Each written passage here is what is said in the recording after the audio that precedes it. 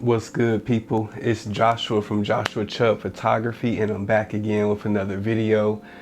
I know it's been a long time since I posted my last video, but I've been, slowly getting subscribers, so definitely appreciate the love and everything like that.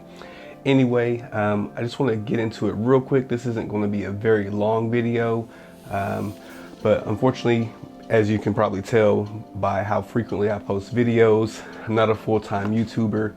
I have a full-time career, I'm a husband, a father, have other obligations, my own photography business. So YouTube videos don't quite get as high priority as I would maybe like, but it is what it is. Anyway, I'm here to talk about my initial thoughts on a couple of cameras.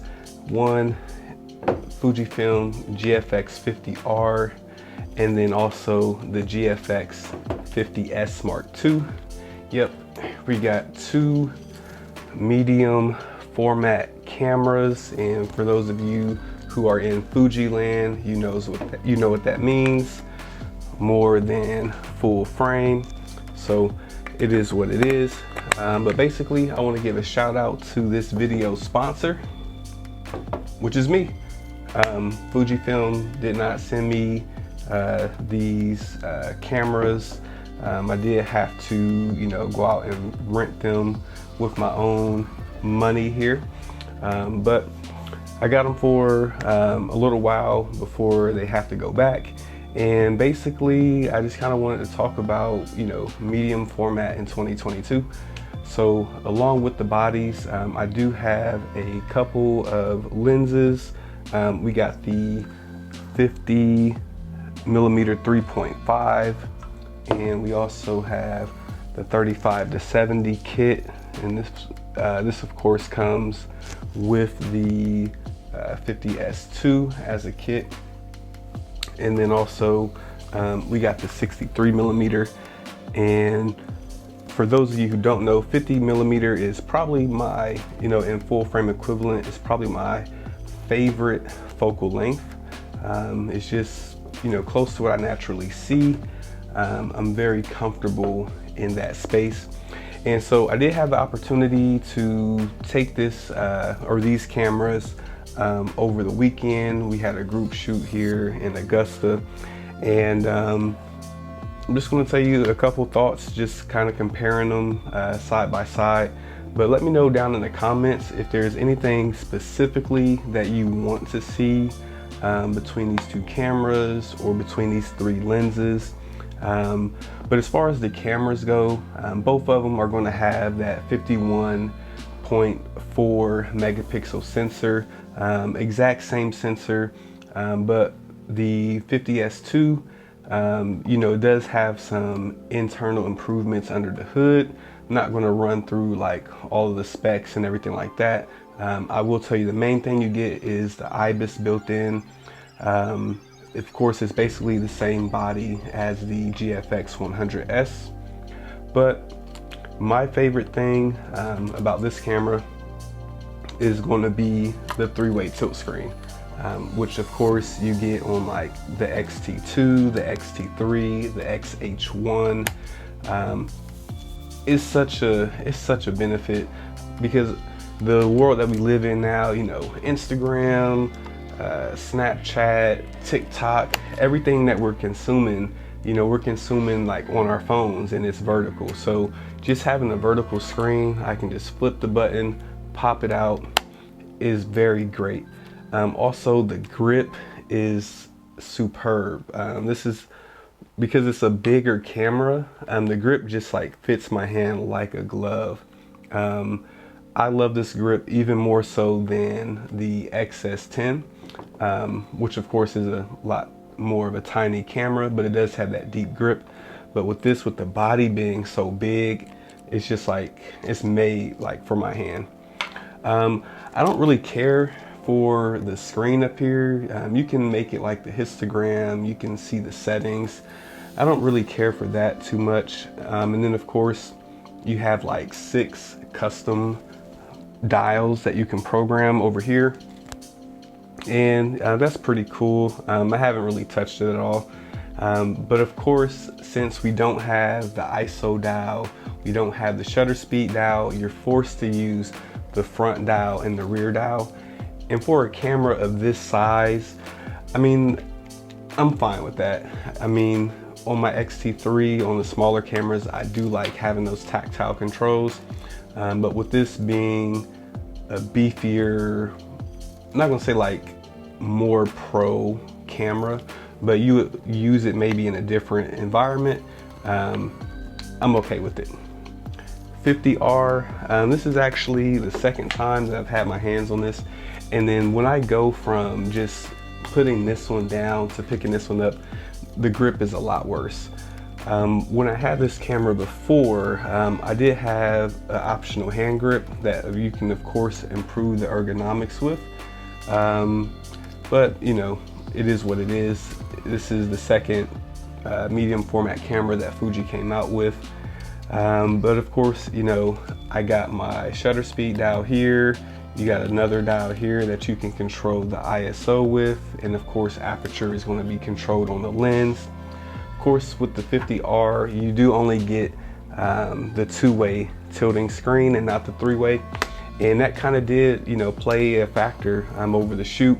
If I wanted to get a little bit low, you know, I got to hunch down, and you know, I don't really have like bad back problems, but if you're out there and you have back problems, you know, that might be something to consider if you're going to pick this up.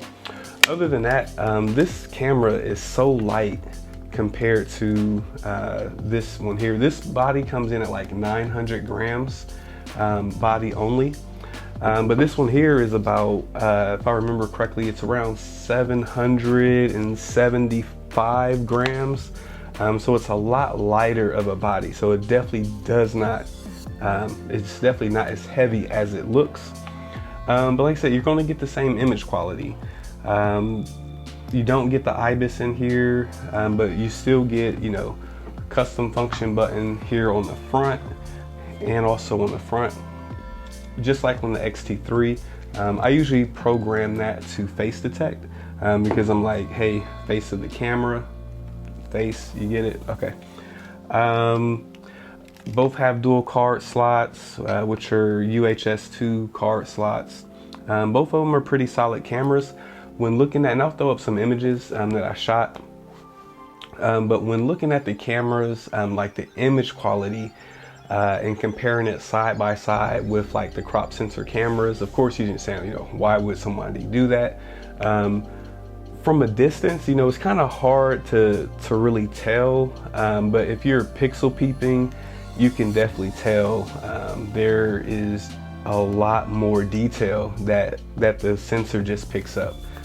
There is no denying that whatsoever.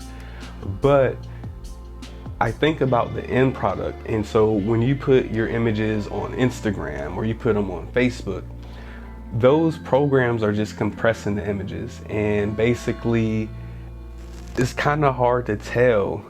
And so I was thinking about, you know, maybe keeping the 50R, and to be honest, I'm on the fence with it, because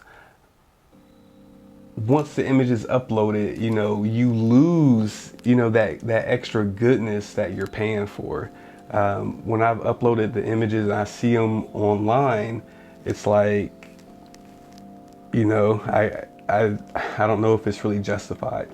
But of course, doing client work, when you deliver it to them, of course they can see the detail, but you know, when they go to share it, you know, it's kind of lost. And so is it really worth it, you know, when mainly all of our images end up online? None of my work requires me to do any, you know, high, large scale prints or anything like that. Another thing though, so these cameras will eat up memory cards. So I use UHS-2 cards, and so those cards are pretty expensive. I have like 232 gigs, which for one was like 50 bucks. Normally in the X-T3, XS10, I can get like 1,000 images shooting raw. In these guys, it's like 250 images or maybe 292, and I think it goes down to like 240 if you shoot RAW plus JPEG on a 32 gig card. So I'm like, that is crazy. The files are huge. And so again, it begs to differ, you know, can your computer handle, you know, those files? What's that going to do to your workflow, you know, slowing you down, and everything like that. So it's definitely something to consider. As far as the lenses go, I didn't really spend too much time using the 35-70. It is pretty unique in that it has this action where you can collapse it when it's off. When you do attach it to the camera in order to use it, you do have to expand it, but it doesn't actually zoom out that much. So it's variable aperture. It's a 35-70, which in full frame terms equates to a 28-55, which 28 and 50 are like two of my favorite focal lengths. But I wasn't really a fan of it being like pretty slow, to be honest. It does capture, I mean, a lot of detail though, because it's attached to these bodies here. The WOW lens I would say I enjoy using is, I mean, the 63, which comes out to be 50 millimeters on the full frame camera. And the images, I mean, they just pop. But the only downside with this lens is the focusing. I didn't miss focus at all, but it does use, if you're familiar with the 35mm 1.4, the front element moving when you focus, that's exactly what this lens does, and it's exactly you know, the lens that it reminds me of is the 35mm 1.4. But the images, I mean, I'll throw some up. The images are superb. But you know, it's still not the fastest lens. I mean, it's at 2.8. They only make one lens faster. Fuji does. That's autofocus. The 80mm 1.7. Not saying that you should even shoot like all your images wide open, but I mean, come on, that's what I'm gonna do. And then of course we got the 50, and so this comes out to be like 40 millimeters on full frame. So this will be equivalent to our 27mm that we like, the pancake lens from Fuji. And this lens is surprisingly good. It's really, I would say it's really pretty close when it comes to the image quality. Oh, this is the wrong lens. I would say maybe the 63 is a hair sharper, but the 50, the autofocus, it's no comparison. I mean, it is leagues ahead. With this one, they say, you know, it goes in, it acquires focus. This one, I mean, it is snappy. It is snappy. Plus you get like this cute little lens hood that goes on. This lens actually comes with two lens caps. So you get one that just goes on here like normal. But then you get your lens hood that goes on, and because the lens hood, it's kind of loud, it's a metal lens hood, but because the lens hood protrudes in, you actually get a little tiny cap to go on the front of it. And this is a 43mm, so this should be like the same size lens cap as like the 23mm f2 for Fuji. But yeah, so anyway, those are my initial thoughts on the GFX system here. So I am going to have the cameras for a couple more weeks, maybe like a week and a half before they go back, unless I decide to keep this one. But let me know in the comments, you know, if there's anything that you specifically want to know, that you specifically want to see. I'd be happy to, you know, try to put some footage together, or, you know, get some sample images, anything like that, anything you want to see with the lenses. But anyway, It's good to be back with another video, and I'll see y'all later. Peace.